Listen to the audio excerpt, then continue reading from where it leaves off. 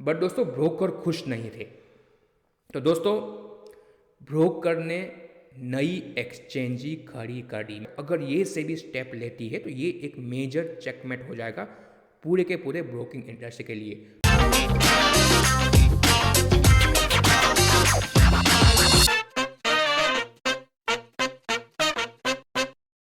जय हिंद दोस्तों।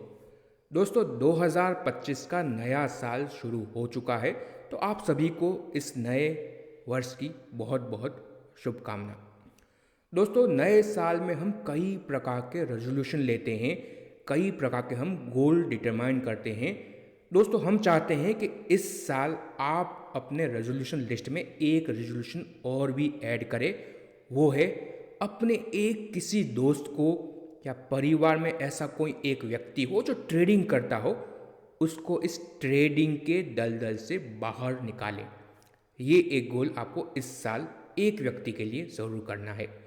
दोस्तों सेबी का रिसेंटली एक रिपोर्ट आया, 2022 से लेके 2024 वित्त वर्ष के बीच में टोटल इंडिविजुअल इन्वेस्टर ने मिलके 1,80,000 करोड़ से ज़्यादा का लॉसेस किया है फ्यूचर एंड ऑप्शन सेगमेंट के अंदर।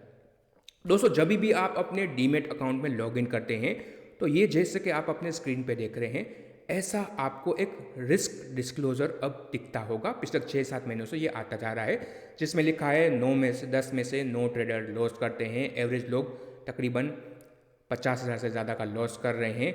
और अगर आप देखें बहुत ही कम ट्रेडर मार्केट में प्रॉफिट कमा पाते हैं एफएनओ सेगमेंट से। और ज़्यादातर जो लोग ट्रेडिंग करते हैं आई अंडरस्टैंड पे क्लिक करके आगे बढ़ जाते हैं। कुछ लोगों ने तो ये रिस्क डिस्क्लोजर पढ़ा ही नहीं है।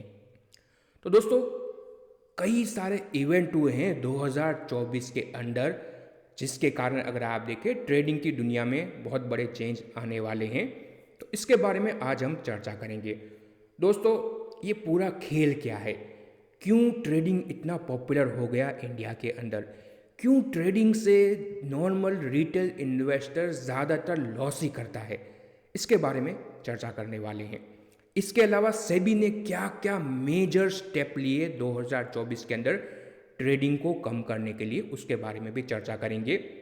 और कैसे सेबी और ब्रोकिंग इंडस्ट्री आज आमने सामने आ चुके हैं, दोनों के बीच में एक टग ऑफ वॉर चल रहा है, उसके बारे में भी हम वीडियो में डिटेल में समझने की कोशिश करेंगे। इसके अलावा दोस्तों एक बहुत ही बड़ा ट्रम्प कार्ड अभी भी सेबी के पास है, जिसको उन्होंने अभी तक प्ले नहीं किया है। जो अगर वो प्ले करते हैं तो वो चेकमेट हो जाएगा पूरे के पूरे इस ब्रोकिंग इंडस्ट्री के लिए। उसके बारे में वीडियो में डिटेल में चर्चा करने वाले हैं। तो एक इंटरेस्टिंग टॉपिक है, वीडियो को पूरा ज़रूर देखिए और ज़्यादा से ज़्यादा अपने ट्रेडर दोस्तों के साथ इस वीडियो को आप शेयर कीजिए। दोस्तों आगे बढ़ें उससे पहले आपके स्क्रीन पे एक डिस्क्लेमर आ रहा है। ये वीडियो सिर्फ हम आपके इंफॉर्मेशन पर्पस के लिए तैयार कर रहे हैं, किसी भी प्रकार का हम रिकमेंडेशन आपको प्रोवाइड नहीं कर रहे हैं। हम एक सेबी रजिस्टर्ड इन्वेस्टमेंट एडवाइज़र नहीं हैं, सिर्फ और सिर्फ आपको हम इंफॉर्मेशन प्रोवाइड कर रहे हैं। स्टॉक मार्केट में निवेश करना रिस्की है, तो अपना रिस्क समझ के ही अपने फाइनेंशियल एडवाइजर से सलाह लेके ही आपको निवेश करना है। तो दोस्तों सबसे पहले तो कैसे भारत में ये ब्रोकिंग इंडस्ट्री और एफएनओ का इतना बड़ा क्रेज़ शुरू हो गया, उसके बारे में समझने की कोशिश करते हैं हमारे पहले चैप्टर के अंदर। दोस्तों ये जो ब्रोकिंग इंडस्ट्री की ग्रोथ है वो पिछले 5 साल में ही मेजरली शुरू हुई है। कोविड के बाद आप देखें तो कई सारे लोग घर पे बैठे थे, कुछ टैक्स सेवी लोगों थे, उन्होंने अगर आप देखें तो अपना डीमेट अकाउंट खोलना शुरू कर दिया, क्योंकि ज़्यादातर लॉकडाउन चल रहा था, कोई भी बिजनेस ज़्यादा चल नहीं रहे थे, लोग घर से काम कर रहे थे, बट स्टॉक मार्केट चल रहा था, मार्केट अच्छा खासा गिर भी गया था, तो डेफिनेटली अपॉर्चुनिटी भी थी। तो कई सारे लोगों ने अपना डीमेट अकाउंट ओपन करवाया। 2024 से लेके 2020 से लेके 2024 के बीच में 4 करोड़ डीमेट अकाउंट से बढ़ के अब तकरीबन 17 करोड़ डीमेट अकाउंट पहुंच चुके हैं। मतलब कि तकरीबन 4 गुना वृद्धि पिछले 5 सालों में डीमेट अकाउंट के संख्या में हुई है। पिछले 10 सालों में तो 9 गुना डीमेट अकाउंट बढ़े हैं। दोस्तों फ्री डीमेट अकाउंट। आजकल ज़्यादातर अगर आप देखें ज़ीरो ब्रोकिंग इंडस्ट्री आ चुकी है, ज़ीरो ब्रोकरेज इंडस्ट्री ज़ीरोधा आया और उसके पीछे पीछे ग्रो, अपस्टॉक जैसे कई सारे अगर आप देखें ब्रोकिंग अकाउंट प्रोवाइड करने वाली कंपनियाँ आ गई जो zero brokerage zero AMC account आपको ऑफर कर रहे थे। केवाईसी ऑनलाइन हो गया था, तो ऑनबोर्ड करना भी बहुत ही ईजी हो गया। तो ये जो ऑनबोर्डिंग का प्रोसेस था वो बहुत ही ईजी हो गया, इसके कारण ये हाइपर ग्रोथ आई आपके डीमेट अकाउंट के नए ओपनिंग में। और इसके अलावा आईपीओ का मार्केट और नेटवर्क इफेक्ट भी रहता है। अगर आपने कोविड के समय में प्रॉफिट कमाया मार्केट से, तो आप अपने दोस्तों को भी इंकरेज करेंगे, वो भी आएंगे आपको देख देख के, और ऐसे कर करके 4 करोड़ से हम 16 करोड़ डीमेट अकाउंट तक पहुंच गए। दोस्तों ज़्यादातर जो डीमेट अकाउंट प्रोवाइडर हैं वो अगर आप देखें डिस्काउंट ब्रोकर हैं। अगर आप कैश में ट्रांजैक्शन करते हैं तो उसमें आपको ब्रोकरेज नहीं लगती है। और दोस्तों फ्यूचर एंड ऑप्शन, ये एक मेजर ब्रेड एंड बटर बन गया पूरे के पूरे ब्रोकरिंग इंडस्ट्री और एक्सचेंज इकोसिस्टम के लिए। दोस्तों FY23 में तकरीबन 22,491 करोड़ का ट्रांजैक्शन कॉस्ट लगा हुआ है। अलग अलग अगर आप देखें तो यूज़र को आपके ब्रोकरेज के माध्यम से या फिर आपके एक्सचेंज फी के माध्यम से। इसमें से अगर आप देखें FY24 में ब्रोकिंग इंडस्ट्री जो पूरा का पूरा ट्रांजैक्शन कॉस्ट होता है, जब भी आप कोई ट्रेड करते हैं तो उसमें से 51% ट्रांजैक्शन कॉस्ट अगर आप देखें तकरीबन 11,361 करोड़ रुपए ब्रोकिंग इंडस्ट्री ने कमाए हैं ट्रांजैक्शन कॉस्ट के माध्यम से। कैश में तो ज़्यादातर लोग फ्री में ऑफर करते हैं, तो कहाँ से ये पैसा आ रहा है? फ्यूचर एंड ऑप्शन से, वहाँ पे आपको ट्रांजैक्शन कॉस्ट लगता है। इसके अलावा एक्सचेंज ने कमाए हैं तकरीबन 4,400 करोड़ रुपए ट्रांजैक्शन कॉस्ट के माध्यम से। दोस्तों NSE नेशनल स्टॉक एक्सचेंज जो भारत का सबसे बड़ा स्टॉक एक्सचेंज है और फ्यूचर एंड ऑप्शन में भी ये नंबर 1 है, जिसके पास अगर आप देखें करंटली 90% मार्केट शेयर है इस सेगमेंट का। पहले तो 99% हुआ करता था। 4 साल पहले NSE का जो ऑप्शन का वॉल्यूम था, 4-5 साल पहले 72% NSE का जो टोटल टर्नओवर है उसमें से 72% ऑप्शन से आता था। वो दोस्तों आज बढ़ के 99% हो चुका है। तो NSE के लिए ले लीजिए, BSE के लिए ले लीजिए या ब्रोकिंग इंडस्ट्री के लिए ले लीजिए, सबके लिए फ्यूचर एंड ऑप्शन ही मेजर अगर आप देखें रेवेन्यू ड्राइवर है। कैश सेगमेंट से वो ज़्यादा पैसे कमाते नहीं हैं।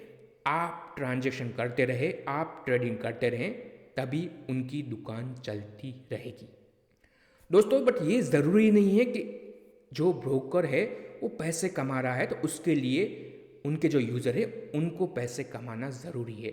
दोस्तों कहा जाता है कैसीनो इंडस्ट्री में हाउस ऑलवेज विन।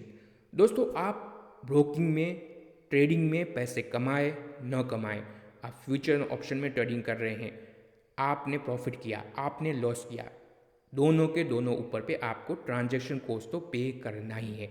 दोस्तों सेबी ने एक डिटेल रिपोर्ट तकरीबन 4-5 महीने पहले लॉन्च की थी, किस प्रकार से एक पूरा का पूरा अगर आप देखें 3 सालों में फ्यूचर एंड ऑप्शन में ट्रांजैक्शन हुआ है, कैसे लोगों को लॉस हुआ है, कैसे लोगों को प्रॉफिट हुआ है, पूरी की पूरी डिटेल रिपोर्ट अवेलेबल है। उसके कुछ डेटा हमने आपके सामने रखे हैं।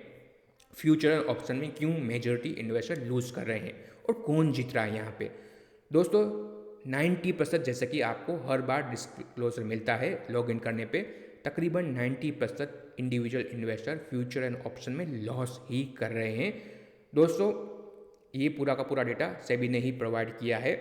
तकरीबन अगर आप देखें 95 लाख ट्रेडर का ये डेटा है, जिसमें से अगर आप देखें ज़्यादातर प्रॉफिट कमांड करने वाले ट्रेडर कौन है? अल्गो ट्रेडर है, प्रॉपर्टी ट्रेडर है, FPI है। इंडिविजुअल इन्वेस्टर यहाँ पे लॉस ही कर रहे हैं। तकरीबन 83.4 लाख नॉन अल्गो ट्रेडर है, मतलब कि ज़्यादातर इंडिविजुअल इन्वेस्टर हैं जो ट्रेडिंग करते हैं। इनके सामने ये अगर देखिए तकरीबन 12.5 लाख जितने अल्गो ट्रेडर हैं। कुछ बड़े ट्रेडर अल्गोरिदम यूज़ करते हैं, बाकी जो प्रॉपर्टी ट्रेडर होते हैं जिनके पास अगर आप देखें बड़ा अगर आप देखें R&D कॉस्ट होता है, इंफ्रास्ट्रक्चर कॉस्ट जिनके पास अवेलेबल होता है, वो अल्गोरिदम पूरा का पूरा डिप्लॉय करके रखे हुए हैं। तो उनके सामने जीतना इंडिविजुअल ट्रेडर के लिए नेक्स्ट टू इम्पॉसिबल है। तो यही हो रहा है। तकरीबन अगर आप देखें तो ये जो प्रॉपर्टी ब्रोकर हैं या फिर FPI है, ये मेजरली जो ये पूरा का पूरा अगर आप देखें ये जीरो सम को रहता है। आपका लॉस किसी और का गेन है फ्यूचर एंड ऑप्शन के अंदर। तो ऑन एवरेज अगर आप देखें तो इंडिविजुअल इन्वेस्टर ने FY24 में तकरीबन 41,000 करोड़ का लॉस किया हुआ है आपके फ्यूचर ऑप्शन के अंदर। ये पीएल स्टेटमेंट आपके सामने है। तो कौन प्रॉफिट कमा के गया यहाँ से? 33,000 करोड़ रुपए आपके अलग अलग प्रकार के प्रॉपर्टी फर्म है वो लेके गए फ्यूचर ऑप्शन से। आपके सामने वो खड़े हैं, वो 33,000 करोड़ लेके गए। फिर जो FPI होते हैं, फॉरेन प्राइवेट इन्वेस्टर, वो तकरीबन 27,000 करोड़ से ऊपर का प्रॉफिट लेके गए FY24 के अंदर। और इंडिविजुअल इन्वेस्टर को तकरीबन 41,000 करोड़ का लॉस हुआ है FY24 में। और दोस्तों ये लॉस बढ़ता ही जा रहा है, बढ़ता ही जा रहा है। अगर आपने नहीं रोका अपने ट्रेडिंग को, तो आपके ब्रोकर को कोई फ़र्क नहीं पड़ता है कि आप प्रॉफिट कमान करें या आप लॉस करें। उनके लिए तो हर एक सिचुएशन में प्रॉफिट ही है। दोस्तों इनकम वाइज डेटा भी सेबी ने प्रोवाइड किया कि किस प्रकार के इन्वेस्टर मार्केट में ट्रेड कर रहे हैं, क्या इनका इनकम ग्रुप है, क्या इनका एज ग्रुप है, और क्या वो प्रॉफिट कर रहे हैं कि नहीं। तो दोस्तों उसमें पाया गया 5 लाख से कम इनकम करने वाले तकरीबन 65 लाख ट्रेडर हैं, जिन्होंने अगर आप देखें टोटल मिला के 42,000 करोड़ के ऊपर का लॉस किया हुआ है ऑन एवरेज। ये 65 लाख ट्रेडर जिनकी इनकम कितनी है? 5 लाख से कम। एवरेज कितना लॉस किया है उन्होंने FY24 में? आपका हुआ है 65,000 रुपीज़। 5 लाख से कम की आपकी एवरेज इनकम है। मतलब आप मान लीजिए सपोज एवरेज इनकम मान लेते हैं 4 लाख रुपए। ये 65 जितने भी ट्रेडर हैं 65 लाख, उनकी 65,000 एवरेज उन्होंने लॉस किया है। मतलब आप अपने इनकम का तकरीबन 16-17% FNO में गंवा रहे हैं। और अभी भी ये चलता जा रहा है, चलता जा रहा है। क्योंकि जितना भी आप लॉस करते हैं लोग समझते हैं कि हम उसको वापस रिकवर कर लेंगे, और वो उसमें फंसते जाते हैं। सेम वे पे दोस्तों 5 लाख से 25 लाख के बीच में भी अगर आप देखें तकरीबन 17 लाख ऐसे ट्रेडर हैं, उन्होंने भी ऑन एवरेज 1.58 लाख का लॉस किया हुआ है। तो वो भी लॉस कर रहे हैं। दोस्तों आप देखें तो मेजरली यंग लोग यहाँ पे लॉस कर रहे हैं। और आप देखें 5 लाख से कम इनकम वाले 92% ऐसे अगर आप देखें ट्रेडर हैं जो लॉस कर रहे हैं।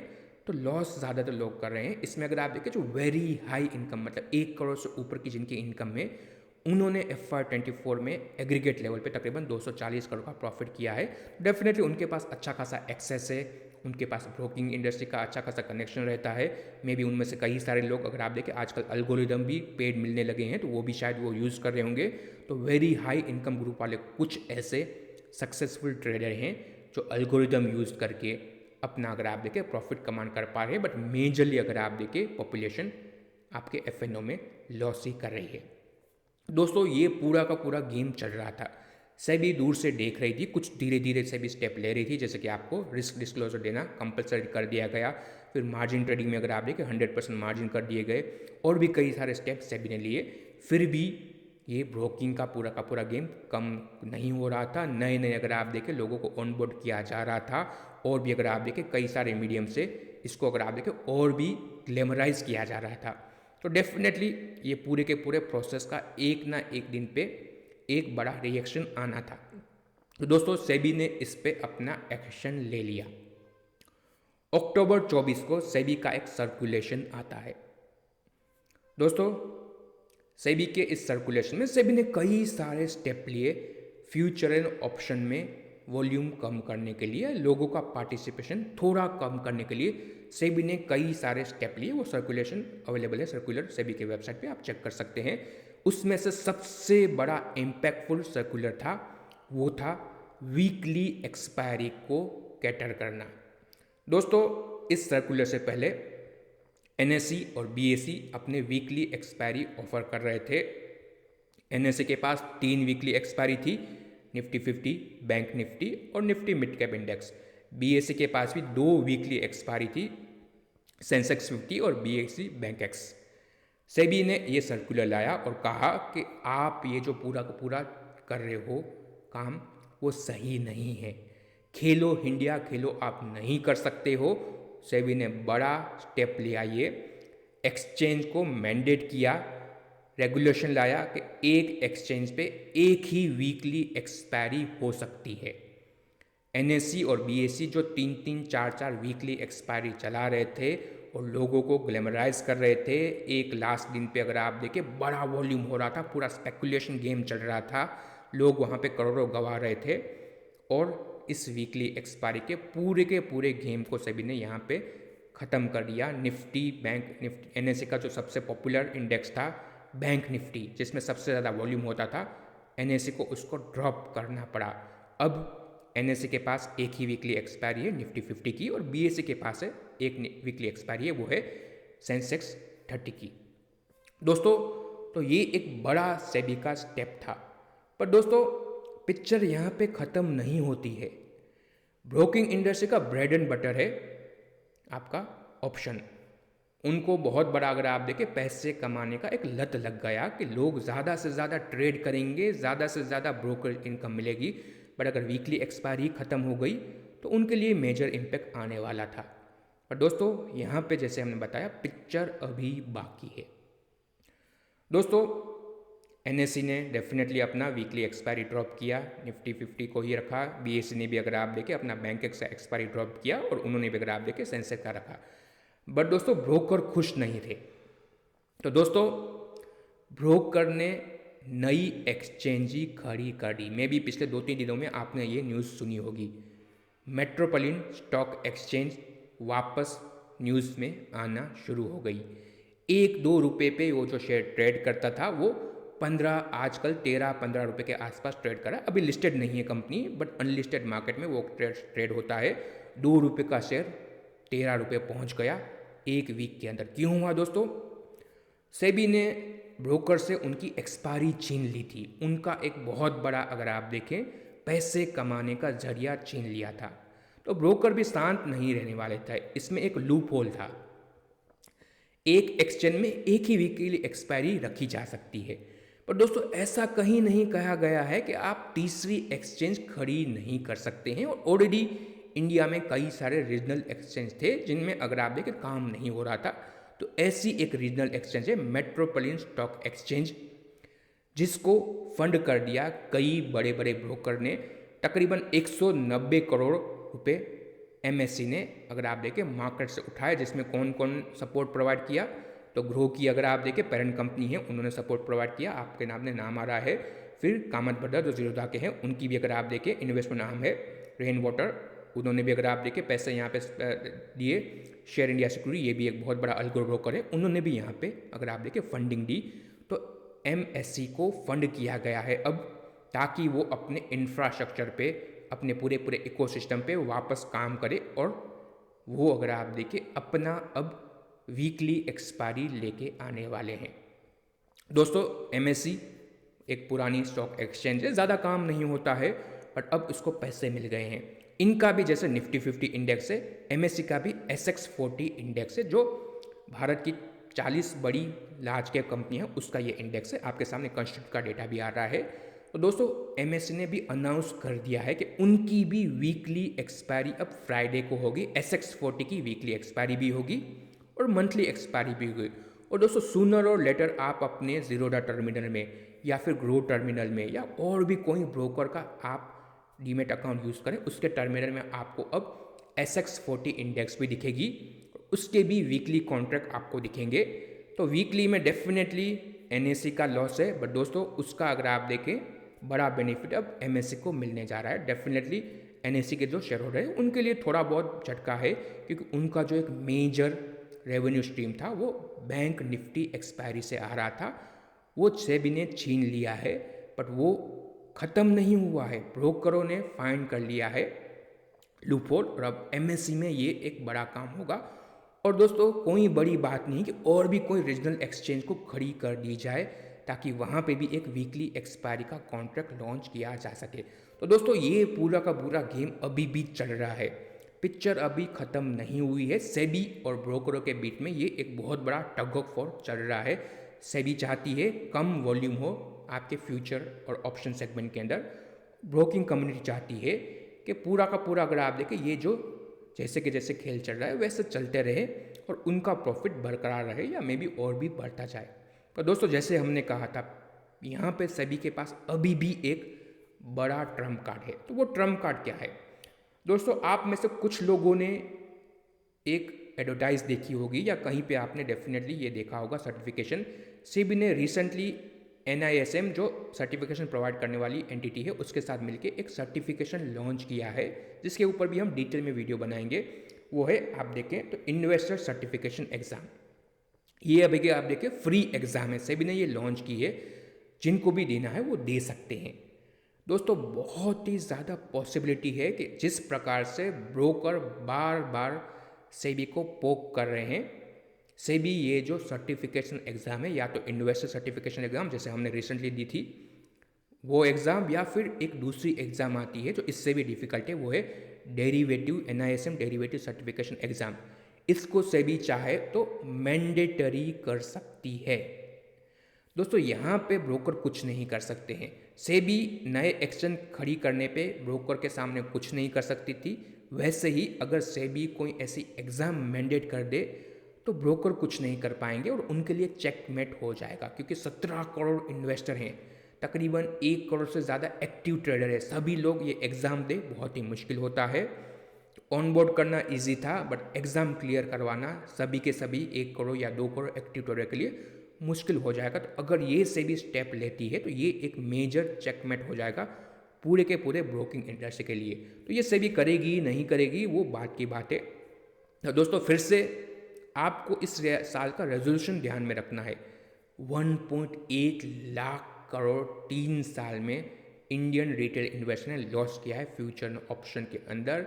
90% ज़्यादा ट्रेडर लॉस ही कर रहे हैं। तो आपका रेजोल्यूशन क्या है इस साल का? अपने एक दोस्त को इस वीडियो को शेयर कीजिए, उसको समझाइए कि वो जिसके सामने खड़ा है वो प्रॉपर्टी ब्रोकर हैं, बड़े बड़े इंस्टीट्यूट है, अल्गो ट्रेडर चलाने वाले बड़े बड़े फर्म है, हेज फंड है, उनके सामने वो लड़ने की कोशिश कर रहा है। दोस्तों जब आपका अपोनेंट आपसे बहुत ही ज़्यादा स्ट्रांग हो तो उस गेम में आप मत खेलिए। जब आप खेलोगे ही नहीं तो जीतने या हारने की बात ही नहीं आती है। तो दोस्तों कभी कभी पार्टिसिपेट न करना भी एक बहुत ही बड़ा डिसीज़न होता है। तो इस साल ये डिसीज़न आप लीजिए, अपने लिए तो ज़रूर लीजिए और अपने दोस्त को भी इसके लिए इनकरेज कीजिए। ब्रोकिंग्स आप ट्रेडिंग कर करके कोई प्रॉफिट नहीं कमा पाया है, हिस्टोरिकल डेटा अवेलेबल है और फ्यूचर में भी बहुत लाइकली है कि यही चीज़ बरकरार रहेगी। जो बड़े स्ट्रॉन्ग प्लेयर हैं वो किसी ना किसी तरीके से प्रॉफिट कमाएंगे और जो इंडिविजुअल इन्वेस्टर रिटेल ट्रेडर हैं कितनी भी स्ट्रेटजी आप लगा लें उससे बेटर स्ट्रेटजी इन लोगों के पास रहती है। तो ये बात आपको ध्यान में रखनी। तो दोस्तों ये हमारा डिटेल वीडियो था, कैसे ये पूरा का पूरा ब्रोकिंग इंडस्ट्री का खेल चल रहा है और कैसे आपको इससे बचना है। अनुरोध रहेगा आप सभी से, थोड़ा वीडियो बढ़ा रहा है बट वीडियो को शेयर कीजिए।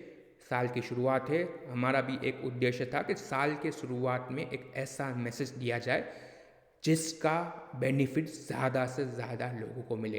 दोस्तों कोई स्टॉक पिक हम अब नहीं दे रहे हैं, बट लॉस ना करना भी एक बहुत ही बड़ी एडवाइस होती है।